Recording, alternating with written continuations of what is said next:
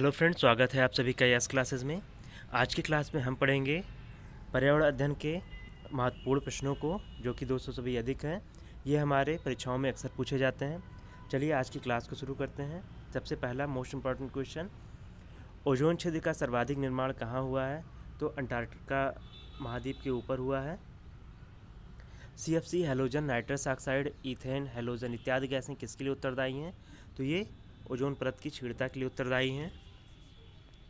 अगला है क्लोरोफ्लोरोकार्बन, जिसे हम CFC कहते हैं, हैलोजन तथा कार्बन टेट्राक्लोराइड, तीनों ही पदार्थ क्या हैं? तो ये ओजोन परत को नष्ट करने वाले हैं। इसे जो है ओजोन रिक्तिकारक भी बोलते हैं। ओजोन का अवक्षय करने वाले पदार्थों के प्रयोग पर नियंत्रण करने और उन्हें चरणबद्ध रूप से वायु प्रयोग करने के मुद्दे से क्या संबंध है? तो इसके लिए हुआ था मॉन्ट्रियल प्रोटोकॉल, जो कि ओजोन संरक्षण के लिए किया गया था। ओजोन परत संरक्षण के लिए अंतर्राष्ट्रीय ओजोन दिवस कब मनाया जाता है? तो अंतर्राष्ट्रीय ओजोन दिवस जो है 16 सितंबर को मनाया जाता है। यह भी मोस्ट इम्पॉर्टेंट है। सर्वप्रथम 1985 में टोटल ओजोन मैपिंग स्टोमीटर की मदद से अंटार्कटिका के ऊपर ओजोन छिद्र का पता लगाया गया था। तो किसने पता लगाया था? तो इसे जो पता लगाया था, ब्रिटिश आर्कटिक सर्वे दल ने पता लगाया था। क्लोरीन, फ्लोरीन एवं कार्बन से बना मानव निर्मित पदार्थ क्लोरोफ्लोरोकार्बन है। रेफ्रिजरेटर तथा वातानुकूलित यंत्रों AC जिसे कहते हैं में शीतकारक के रूप में प्रयोग क्या किया जाता है? तो क्लोरोफ्लोरोकार्बन का ही प्रयोग किया जाता है। अगला है क्षोभ मंडल में बढ़ती ऊंचाई के साथ 1 किलोमीटर की ऊंचाई पर तापमान में कितने की कमी होती है? तो -6 डिग्री की कमी हो जाती है। ट्रोपोस्फीयर, जिसे हम क्षोभ मंडल कहते हैं, का नामकरण किसने किया था? तो टीरेंस डी बोर्ट ने किया था। ग्रीष्म काल में क्षोभ मंडल की ऊंचाई बढ़ जाती है, जबकि शीतकाल में इसकी ऊंचाई क्या होती है? घट जाती है। समताप मंडल के निचले सतह पर कभी कभी सिरस बादल दिखाई पड़ते हैं। इन बादलों को क्या कहा जाता है? तो इन बादलों को जो है मदर्स ऑफ पर्ल क्लाउड कहा जाता है।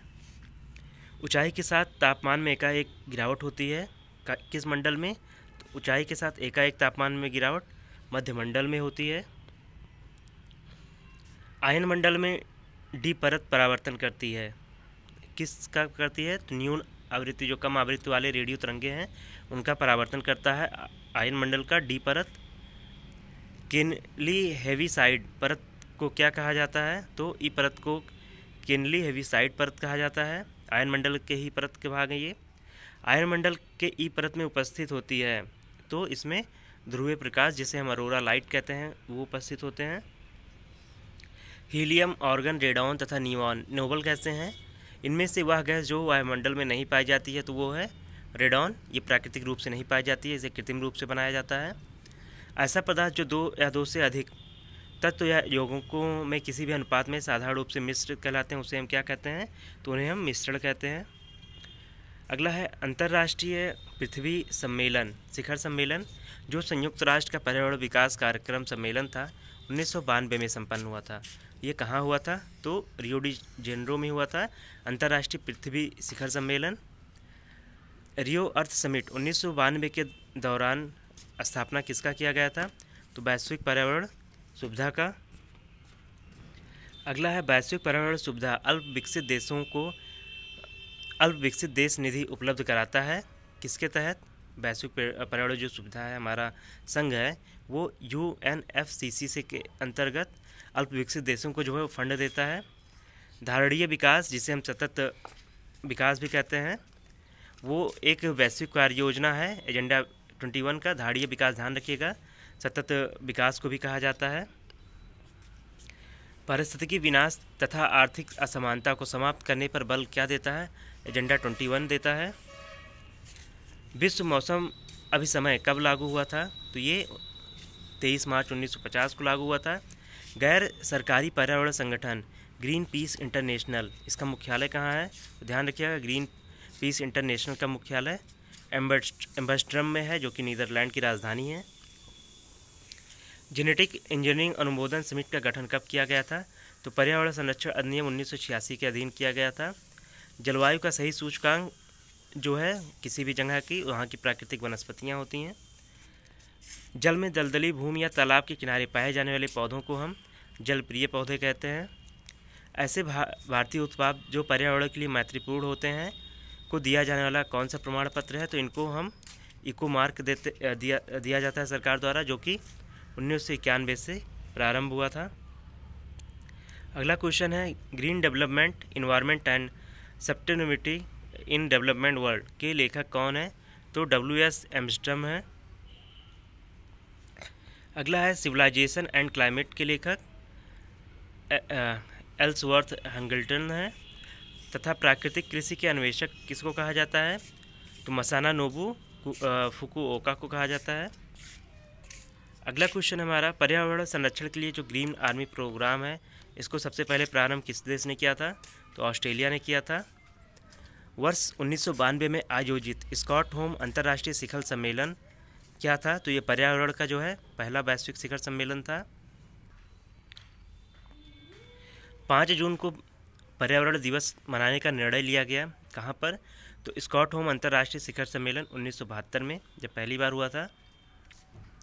विश्व पर्यावरण दिवस कब मनाया जाता है? 5 जून को मनाया जाता है।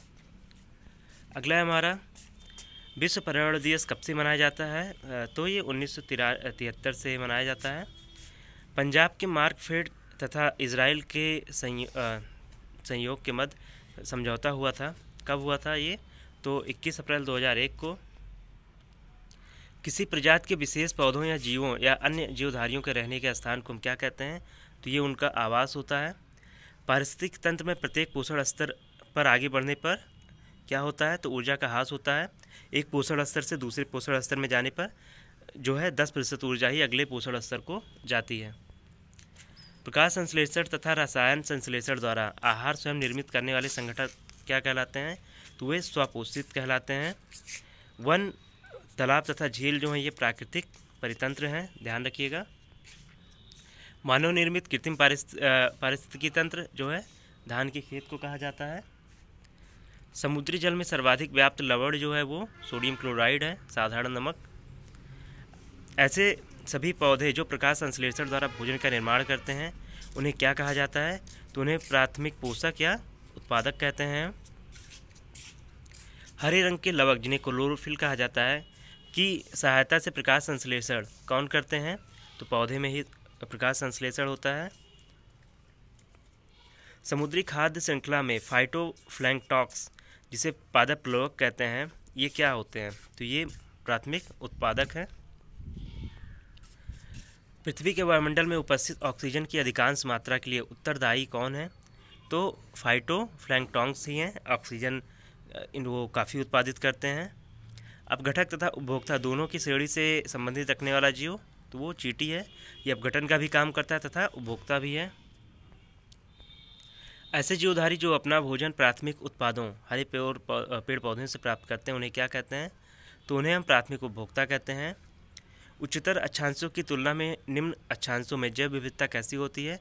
तो अधिक होती है, क्योंकि जो निम्न अक्षांश है मतलब 0 डिग्री के आसपास वहाँ पे हमेशा वो वर्षावन वहाँ पे अधिक पाए जाते हैं। पर्वतीय क्षेत्रों में उच्चतांशों जो चोटियाँ की तुलना में निम्न उच्चतांशों जो घाटी हैं वहाँ के उनमें जैव विविधता कैसी होती है? तो चोटियों की तुलना में घाटियों में जो है जैव विविधता अधिक पाई जाती है। अगर पर्वतीय क्षेत्र में पूछा जाए अक्षांशों की तुलना में तो वहाँ भी निम्न में ही जो है जैव विविधता अधिक पाई जाएगी। भारत द्वारा भूमि क्षरण तटस्थता प्राप्त करने का लक्ष्य कब तक रखा गया है? तो ये टारगेट 2030 तक का है। भारत का समुद्री राष्ट्रीय उद्यान जो है वो कच्छ की खाड़ी में स्थित है। साइलेंट वैली नेशनल पार्क कब घोषित किया गया है? तो 1984 में। ये जो है चमोली उत्तराखंड में है। फूलों की घाटी ये भी चमोली उत्तराखंड में है। जैव विविधता के विकास में सहायक होता है बंजर भूमि का वनीकरण, बंजर भूमि पे वन लगाना। उच्च एवं गर्म जलवायु क्षेत्र में रहने के लिए सर्वश्रेष्ठ स्थान माने जाते हैं कौन माना जाता है? तो अनियत तापीय प्राणी जो है तितली के जो हैं वो माने जाते हैं। जो अनियमित ताप सह सकते हैं वो माने जाते हैं। तितलियों की सर्वाधिक प्रजाति कहाँ पाई जाती है? तो यहीं पाई जाती है उष्णकटिबंधीय क्षेत्र में, क्योंकि तितलियाँ जो हैं वो काफ़ी गर्मी झेल सकती हैं। जैवमंडल आरक्षित परिक्षेत्र जो है वो किससे संबंधित होते हैं, तो वो आनुवांशिक विविधता से संबंधित हैं। जैव विविधता हॉटस्पॉट का संकल्पना कौन दिया था, तो ब्रिटिश पर्यावरणिक जो है वो नॉर्मन मायसर्स ने दिया था। जैव चोरी रोकने के लिए देसी एवं परंपरागत आनुवांशिक संसाधन को संरक्षित करने का कार्य कौन करता है, तो राष्ट्रीय जैव विविधता प्राधिकरण के अंतर्गत ये काम होते हैं।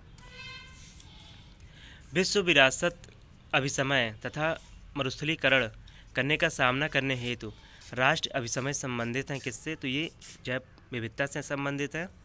जैव सुरक्षा से संबंधित क्योटो प्रोटोकॉल भारत ने हस्ताक्षर किया था। 23 जनवरी 2001 को इस पर हस्ताक्षर किया था इस प्रोटोकॉल पर। आज की क्लास में बस इतना ही। आगे के जो भी वीडियो हैं वो अगले क्लास में हम देखेंगे। आप सभी लोग अगर इसको कंप्लीट देखेंगे तो हम वीडियो उसको जल्द से जल्द डालेंगे। धन्यवाद।